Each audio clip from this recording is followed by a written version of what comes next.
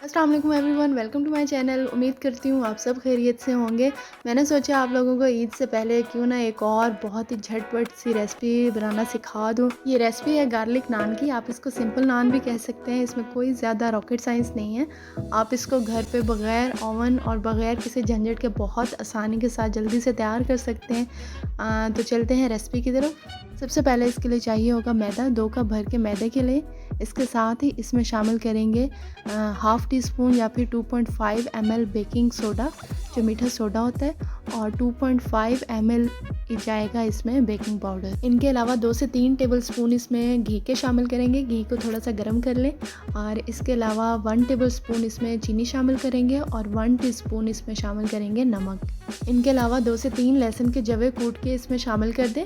इसके साथ ही तकरीबन हाफ़ कप या फिर 4 से 5 टेबलस्पून ये बनेंगे दही के, ये इसमें शामिल कर दें। अच्छा जी, सबसे एंड पे बारी है ख़मीर की। जो यीस्ट है इससे नान राइज़ होगा, फूलेगा। और ये 1 गिलास नीम गर्म पानी चाहिए इसके लिए, और इसमें 1 टीस्पून हम ख़मीर शामिल करेंगे। अच्छा, ये जो है आपने सारा इसमें शामिल नहीं कर देना। अगर सारा शामिल कर दिया तो डो जो है वो सही नहीं बनेगी। आपने इसमें हाफ़ ग्लास शामिल करना है। अब इसको नॉर्मली जैसे आटे को गूंदा जाता है अच्छी तरह से गूंद लें और थोड़ा जो है ग्रीस कर लें ऑयल के साथ। 1 से 2 घंटे के लिए इसको रख दें।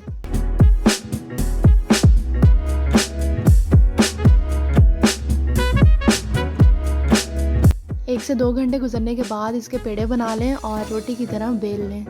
अच्छा, दोबारा से 4 से 5 लहसुन के जवे पीस लें और सबसे पहले इस पे लहसुन लगाएं। अगर आपको ज़्यादा टेस्ट पसंद है तो आप ज़्यादा भी लगा सकते हैं। और इसके अलावा इस पे थोड़ी सी कलवंजी डाल दें और साथ ही इस पे अगर आपके पास पुदीना या फिर सब्ज़ धनिया, दोनों में से जो चीज़ अवेलेबल है आप बारीक काट के इस पर डाल दें।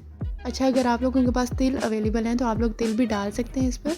और अब इस सब को दोबारा से थोड़ा बेल लें, प्रेस कर लें।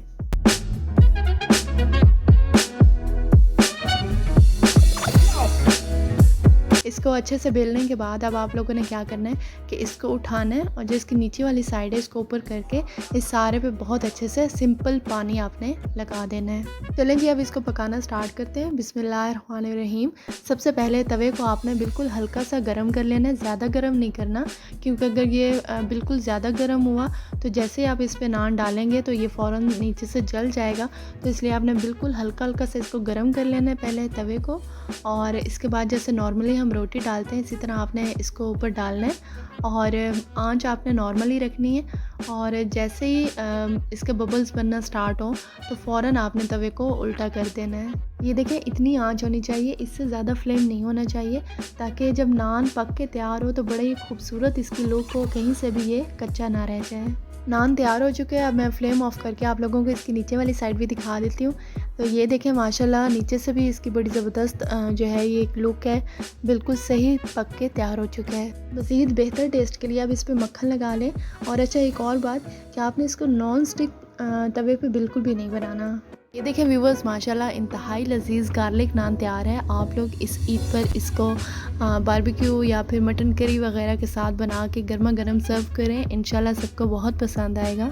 साथ ही मेरे चैनल को सब्सक्राइब कर दें और मुझे इंस्टाग्राम पे ज़रूर फॉलो करें।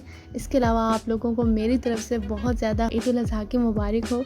मुझे अपनी दुआ में याद रखें। इंशाल्लाह मिलते हैं नेक्स्ट वीडियो में। अल्लाह हाफिज़।